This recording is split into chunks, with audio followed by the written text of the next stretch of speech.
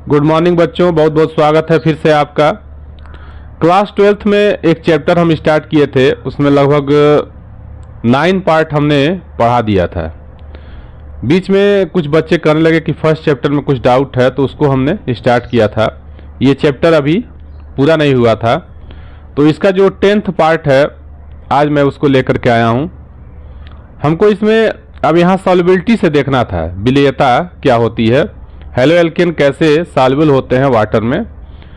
थोड़ा सा इसके बारे में हमने वहाँ पे बताया था कि ये क्या होते हैं, स्प्रैंगली सॉल्युबल होते हैं, यानी हल्का सा घुलनशील होते हैं जल में।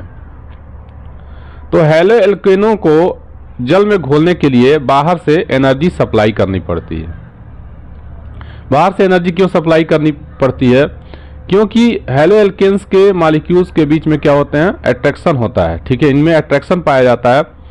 तो इन अट्रैक्शन को तोड़ने के लिए आपको क्या करना पड़ेगा, बाहर से एनर्जी सप्लाई करना पड़ेगा। साथ ही साथ क्या होता है, वाटर के मॉलिक्यूल्स के बीच में भी आप जानते हैं कि वहाँ भी क्या होता है, इंटरमॉलिक्यूलर हाइड्रोजन बॉन्डिंग पाई जाती है। और इंटरमॉलिक्यूलर हाइड्रोजन बॉन्डिंग के कारण वाटर के जो मॉलिक्यूल्स होते हैं वो खुद क्या होते हैं, अस्थायी होते हैं। ठीक है, H2O और H2O मॉलिक्यूल्स के बीच में हाइड्रोजन बॉन्डिंग पाई जाती है, क्योंकि आप जानते हैं कि वहाँ एक कंडीशन बन रहा है, वहाँ एक most electro negative atom oxygen क्या है, हाइड्रोजन से सिग्मा बॉन्ड द्वारा जुड़ा हुआ है।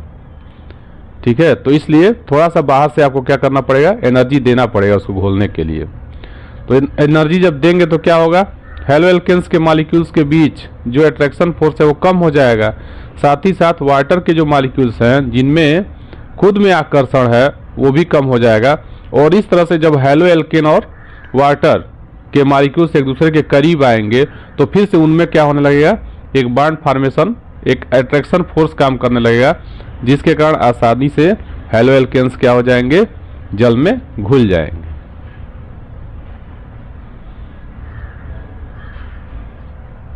कुछ और भी चीजें देख लेते हैं जो इसमें दिया हो।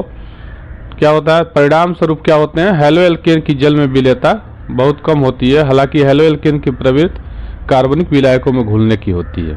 हेलो एल्केन क्या है, कार्बनिक पदार्थ है। कार्बनिक विलायक जैसे मान लीजिए बेंजीन आपका हो गया, ठीक है, ये आसानी से क्या कर सकता है, हेलो एल्केन को घोल सकता है। तो सॉल्युबिलिटी में जो कुछ भी था ये हमने देख लिया। अब इसके बाद हम लोग आगे बढ़ते हैं।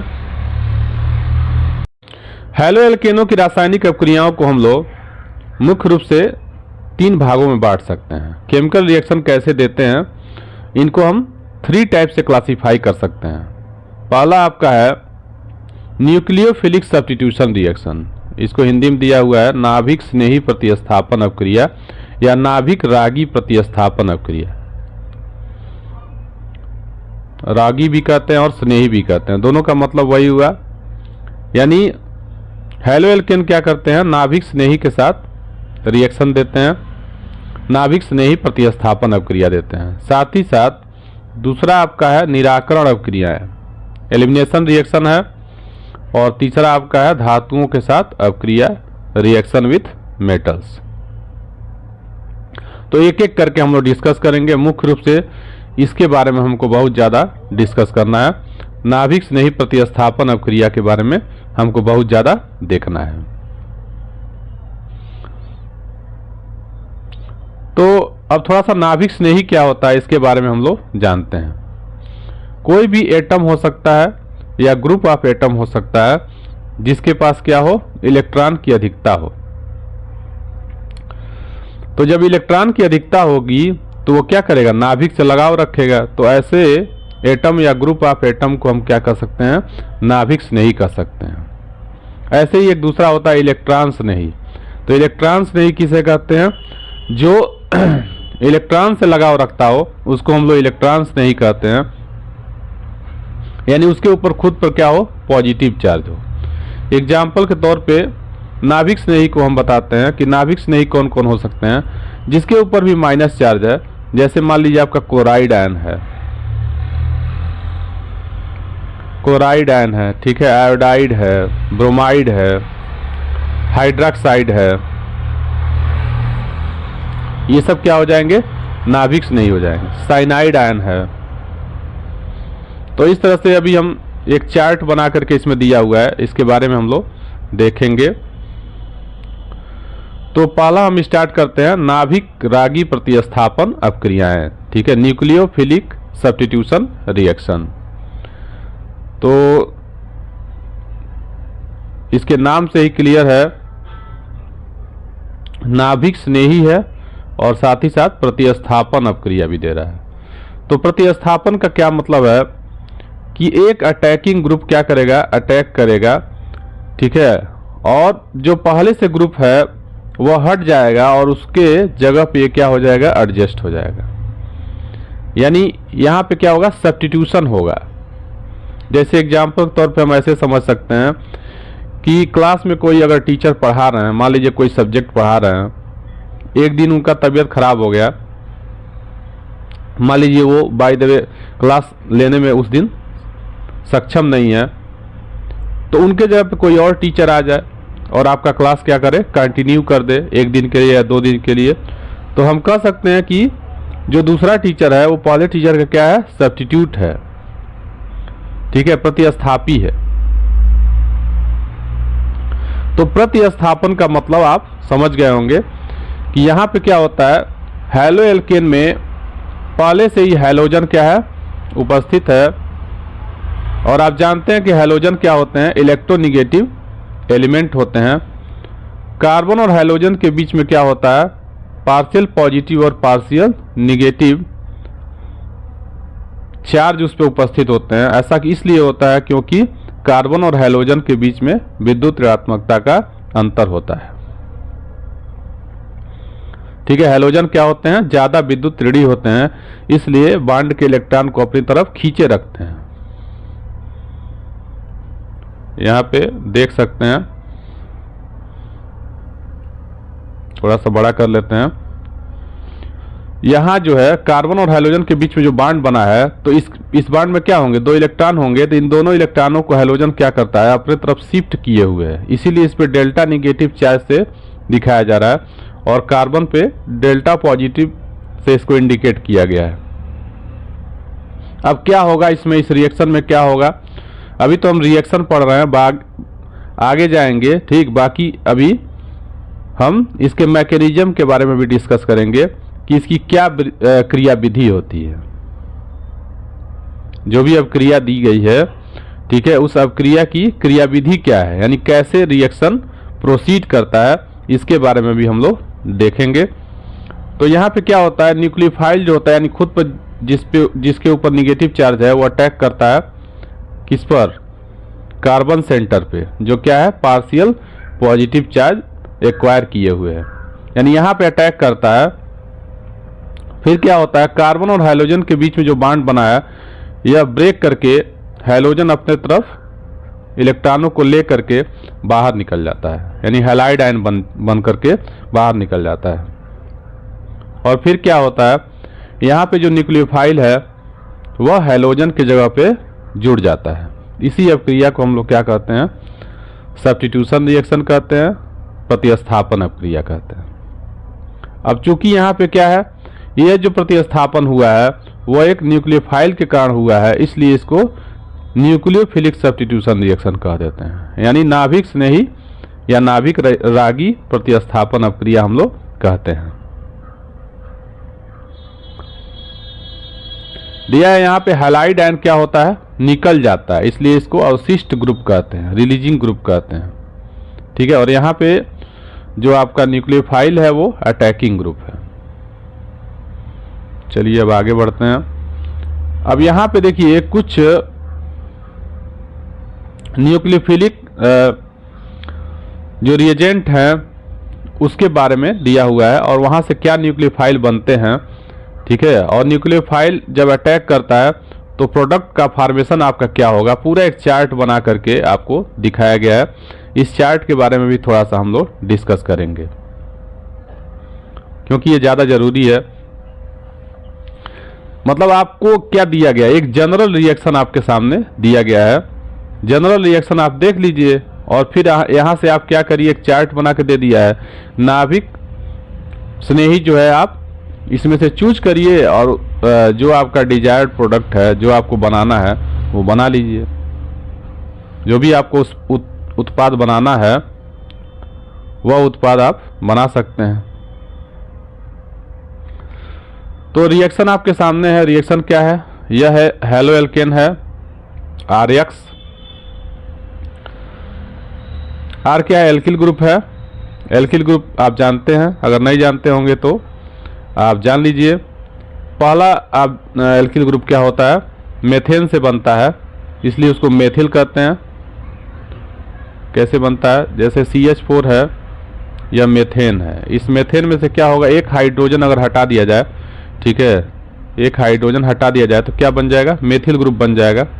मेथिल ग्रुप में क्या होगा? ऐसे 3 हाइड्रोजन कार्बन से जुड़े होंगे और एक बॉन्ड यहाँ पे ये बना सकता है, यानी CH3 ग्रुप। CH3 बॉन्ड से अगर इंडिकेट किया गया है तो उसका मतलब है वो मेथिल ग्रुप है। ऐसे ही C2H5 बॉन्ड लिखा हुआ है तो एथिल ग्रुप है। एथेन से जो बनता है वो एथिल है। ऐसे ही प्रोपेन से एक हाइड्रोजन हटा करके प्रोपिल ग्रुप बन जाएगा। तो इस तरह से बहुत सारे क्या होंगे? एल्किल ग्रुप का फॉर्मेशन हो जाएगा। तो जनरली हम इसको क्या कह सकते हैं? जनरली हेलो एल्केन का ये फार्मूला हो गया RX। और RX का आप क्या करा रहे हैं? किसी एक न्यूक्लियोफाइल से रिएक्शन करा रहे हैं तो क्या बन रहा है? क्या बन रहा है? R बॉन्ड NU बन रहा है।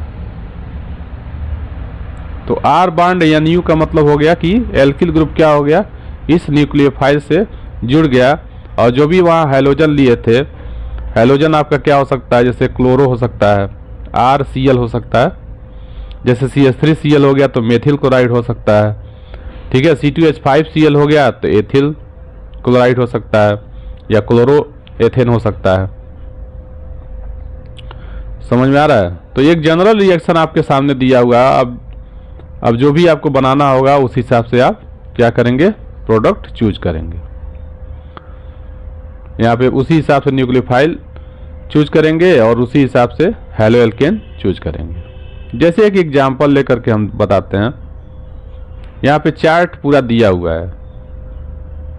अब यहाँ का हम पहला ही एग्जांपल ले लेते हैं, जैसे NaOH या KOH। यह आपका क्या है? अभिकर्मक है, रिएजेंट है यह। और यहाँ पे न्यूक्लियोफाइल इससे क्या बनता है? OH निगेटिव आयन बनता है, यानी हाइड्रोक्साइड आयन बनता है। प्रतिस्थापी उत्पाद आपका क्या बनेगा? ROH बन जाएगा। जैसे यहाँ एक RX के जगह पे हम क्या ले लेते हैं? CH3Cl ले लीजिए, CH3Cl ले लीजिए और प्लस OH निगेटिव आयन, ठीक है। क्या होगा? OH निगेटिव आयन इसके साथ जुड़ जाएगा तो कि बन जाएगा आपका प्रोडक्ट क्या बनेगा? CH3OH और प्लस Cl निगेटिव, यानी CH3OH क्या होता है? मेथेनॉल होता है या मेथिल अल्कोहल भी इसको हम कहते हैं। और क्लोराइड आयन आपका क्या हो जाएगा? बाहर हो जाएगा। OH न्यूक्लियोफाइल कहाँ से जनरेट किए? KOH से या NaOH से। तो अगर KOH लिए होंगे तो KCl बन जाएगा और NaOH लिए होंगे तो NaCl बन जाएगा, ठीक है। इस तरह से हमको मेथेनॉल उत्पाद के रूप में प्राप्त होता है। अब आगे बात करते हैं। और भी न्यूक्लियोफाइल हो सकते हैं, जैसे H2O खुद एक क्या है? न्यूक्लियोफाइल है। कैसे ये न्यूक्लियोफाइल होता है? यहाँ पे निगेटिव चार्ज नहीं है। तो मैं पहले ही बताया हूँ न्यूक्लियोफाइल की परिभाषा क्या है। उसके पास क्या होना चाहिए? डोनर इलेक्ट्रॉन पेयर उपस्थित होना चाहिए। तो यहाँ OH निगेटिव आयन, यहाँ पे तो निगेटिव चार्ज है तो ये भी डोनेट कर सकता है। H2O के पास लोन पेयर इलेक्ट्रॉन होता है। आप जानते हैं कि यहाँ लोन पेयर इलेक्ट्रॉन होता है तो ये लोन पेयर डोनर है, ठीक है। तो इससे भी क्या बनेगा? एल्कोहल ही बन जाएगा। एल्कॉक्सी ग्रुप भी एक न्यूक्लियोफाइल है। एल्कॉक्सी ग्रुप जैसे हाइड्रॉक्सिल ग्रुप होता है वैसे एल्कॉक्सी ग्रुप होता है। अंतर क्या है? यहाँ पे हाइड्रोजन ऑक्सीजन से जुड़ा हुआ था और यहाँ पे एक एल्किल ग्रुप जुड़ा होगा तो एल्कॉक्सी हो जाएगा। ऐसे आयोडाइड आयन हो सकता है, अमोनिया हो सकता है। अमोनिया आप जानते हैं, ammonia is also a Lewis base, ये भी एक बेस होता है। यहाँ न्यूक्लियोफिलिक अटैक ये कर सकता है क्योंकि इसके पास भी क्या है, लोन पेयर इलेक्ट्रॉन मौजूद है।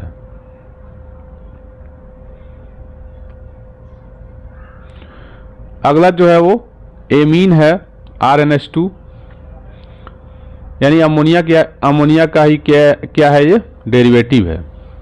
ठीक है, अमोनिया कैसे बनता है, अमोनिया क्या किया है, आप जानते हैं कि नाइट्रोजन 3 हाइड्रोजन से सिग्मा बॉन्ड बनाता है और इसके बाद भी यहाँ पे क्या होता है, एक लोन पेयर इलेक्ट्रॉन मौजूद होता है। तो यही क्या किया जाए, अगर हाइड्रोजन को हटा दिया जाए और एक एल्किल ग्रुप यहाँ जोड़ दिया जाए तो क्या बन जाएगा, ये एमीन बन जाएगा। ठीक है, ऐसे ही अगर दो हाइड्रोजन हटा करके दो एल्किल ग्रुप जुड़ जाए तो क्या हो जाएगा, सेकेंडरी एमीन हो जाएगा, यानी ये वाला हो जाएगा। तो ये भी न्यूक्लियोफाइल हो सकता है। साइनाइड आपका हो सकता है, ठीक है, आइसोसाइनाइड हो सकता है। यहाँ पे क्या हो सकता है, NO2 ग्रुप हो सकता है, एल्किल नाइट्राइड बनेगा अगर नाइट्रो ग्रुप अटैक करता है तो इस तरह से बहुत सारे न्यूक्लियोफाइल आपके हो सकते हैं और बहुत सारे प्रोडक्ट का फॉर्मेशन भी हो सकता है। ठीक है, अब ये आपके ऊपर डिपेंड करता है कि आप क्या बनाना चाहते हैं, उसी हिसाब से आप क्या करेंगे, न्यूक्लियोफाइल चूज करेंगे। ठीक है, ये भी हो सकता है, एस्टर बन जाएगा इससे, यानी ये क्या है, कार्बोक्सिलिक एसिड का डेरिवेटिव है, RC⋯O, ठीक है, और O निगेटिव। हाइड्राइड आयन हो सकता है, यहीं पे H रहता तो क्या होता, कार्बोक्सिलिक एसिड हो जाता है। H हटा दिया है, ठीक है, H हटा करके ये ला दिया है कार्बोक्सिलेट आयन, हाइड्राइड आयन। ठीक है, ऐसे ही तो इस तरह से बहुत सारे क्या हो सकते हैं, प्रोडक्ट बन सकते हैं इसके द्वारा।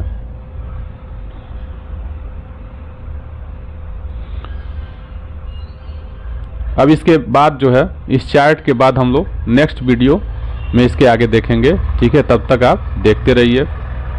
आशा करते हैं कि आपका आने वाला जो एग्ज़ाम है वो बेहतर जाए और मैं कोशिश भी कर रहा हूँ कि जो बोर्ड के क्लासेस हैं जैसे 10th है और 12th हैं उसके अधिक से अधिक लेक्चर हम बना दें। थोड़ा सा और पहले से काम स्टार्ट किए होते, ठीक है, तो इस साल तक पूरा सिलेबस हम कंप्लीट कर दिए होते, लेकिन अगले साल तक ये उम्मीद है, ये आशा है, ईश्वर की अगर कृपा रही तो 10th और 12th पूरा सिलेबस हम कंप्लीट कर देंगे, क्योंकि टाइम भी बहुत कम बचता है। ठीक है, इसके बाद तैयार होकर के तुरंत स्कूल निकलना रहता है। Thank you.